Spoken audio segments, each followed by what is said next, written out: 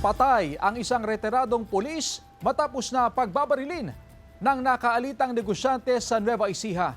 Nakaalerto si CJ Torida.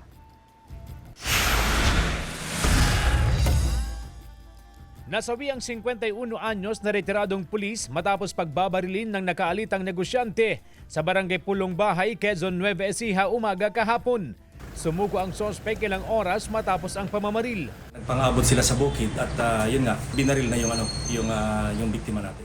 Sa investigasyon ng awtoridad, sakay ng kanyang motorsiklo ang biktima nang bigla na lamang pagbabarilin ng sospek gamit ang caliber 45 na baril.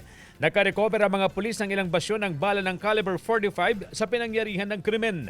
Nakapit ngayon sa Quezon Police Station ang sospek na posibleng maharap sa kasong murder. Wala pang pahayag ang sumukong sospek.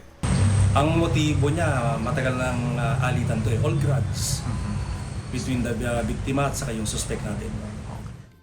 Sinisikap din ng GMA Regional TV na makuha na ng pahayag ang kaanak ng biktima. CJ Torida, One North Central Luzon.